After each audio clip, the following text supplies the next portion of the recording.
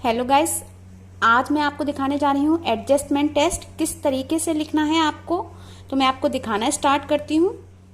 ये मैंने main heading डाली है समायोजन परीक्षण, फिर उद्देश्य, परिचय, समायोजन का अर्थ, फिर सम का अर्थ है, आयोजन का अर्थ है, फिर समायोजन की परिभाषाएं गेट्स व अन्य के अनुसार,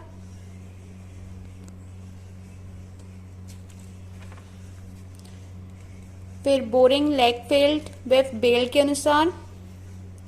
अब प्रयोज्य परिचय देना है आपको कि आपने किसके ऊपर किया है, उसका नाम, लिंग, शैक्षिक योग्यता, आयु, विद्यालय, किस विद्यालय के बच्चे के ऊपर किया है आपने। फिर उपकल्पना, परीक्षण तथा सामग्री, उत्तर पत्र, उत्तर तालिका, फिर परीक्षण विधि। फिर इस जगह आपको ये बताना है कि बच्चे ने जो आंसर दिए हैं वो यस में कितने दिए हैं, नो में कितने दिए हैं। ये मैं आपको अभी बताऊंगी तो आपको अच्छे से समझ में आएगा कि किस तरीके से करना है। ये पूरा आपको लिख लेना है। फिर परीक्षण के प्रशासन व निर्देश, अंक गणना, मूल प्राप्तांक का विवरण, होम एडजस्टमेंट में कितना है या होम एडजस्टमेंट में कितना स्कोर आए तो कैसा होता है बच्चा। इसी तरीके से हेल्थ का है, सोशल का है, इमोशनल का है और एजुकेशनल का है। देखिए यहाँ पर एक टेबल दे रखी है जो आपको हेल्प करेगी पता करने में कि होम में एडजस्टमेंट आपका कितना है, कितना स्कोर आने पर कितना एडजस्टमेंट है आपका, एवरेज है, गुड है, या हेल्थ में कितना है, सोशल में कितना है। इसी तरीके से ये आपको जब मैं टेस्ट कराऊंगी तब अच्छे से समझ में आएगा। इसी तरीके से यहाँ पर ये फलांकन तालिका है, ये भी जब आप टेस्ट करेंगे तब अच्छे से समझ में आएगी कि जैसे कि अगर मान लीजिए अगर आपका स्कोर 12 एंड बिलो आता है तो आप एक्सीलेंट है आपका एडजस्टमेंट, इस तरीके से सारा है। देखिए ये मैंने जो टेस्ट रखे हैं वो इस तरीके से एक एनवलप में रखे हैं।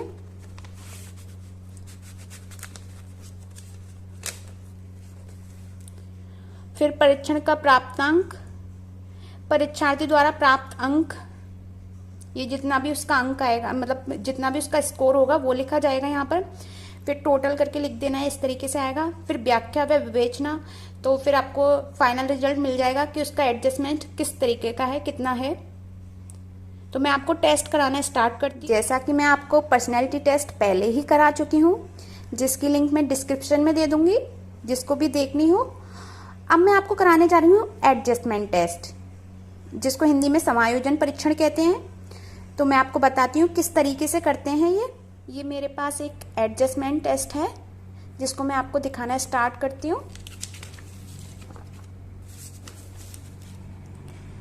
ये इसके निर्देश हैं जिसको आप अच्छे से पढ़ लीजिए। इसमें हाँ और नहीं में उत्तर देने हैं और इसकी कोई समय सीमा नहीं है, पर जितना शीघ्र हो सके उतना शीघ्र समाप्त करें आप। ये इसके क्वेश्चन हैं। इसमें बच्चे को हाँ और नहीं में उत्तर देने हैं, तो वो मैंने उत्तर यहाँ पर एक अलग पेज पर जगह लिखवाए हैं। ये बच्ची का नाम है मानवी भारद्वाज, उम्र 16 वर्ष, कक्षा 10th। ये इस तरीके से मैंने लिखवा लिए हैं। टोटल इसमें 102 क्वेश्चंस हैं। मैं आपको क्वेश्चन दिखाती हूँ।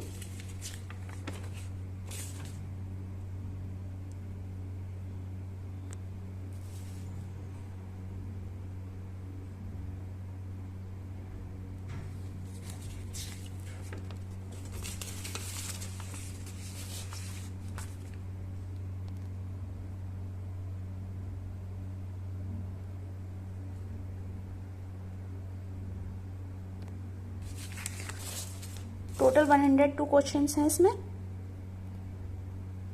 अब मैं बताती हूँ आपको किस तरीके से ये करना है। ये बच्चे के जो हाँ और नहीं में आंसर हैं उनको आपको देख लेना है। देखिए ये जितने भी 102 क्वेश्चन दे रखे हैं वो 5 सेक्शन में डिवाइड हैं। एक होम में, हेल्थ में, सोशल में, इमोशनल में और एजुकेशनल में।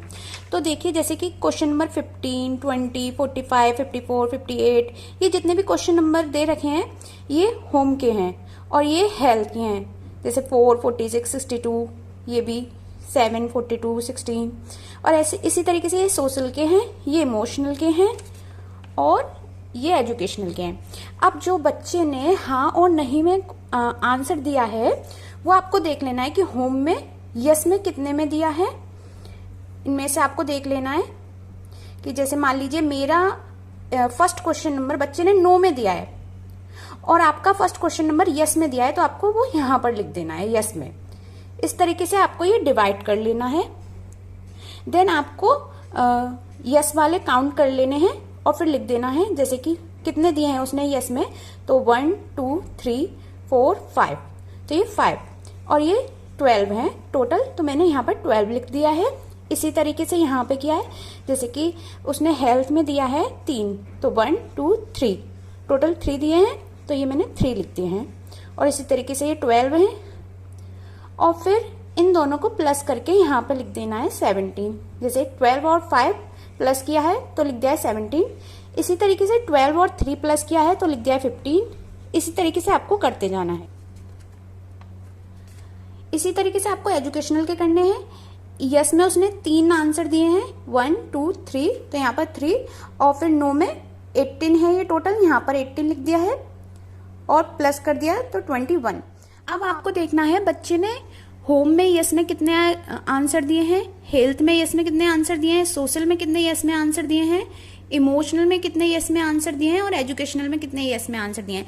जैसे होम में उसने यस में 5 दिए हैं, हेल्थ में 3 दिए हैं, सोशल में 10 दिए हैं और इमोशनल में 3 दिए हैं और एजुकेशनल में 3 दिए हैं। तो इनको अब मैं देखिए इनको अब आपको प्लस कर लेना है। जैसे मैंने यहाँ पर लिख दिया है home adjustment 5, health adjustment 3, social 10, emotional 3, educational adjustment 3।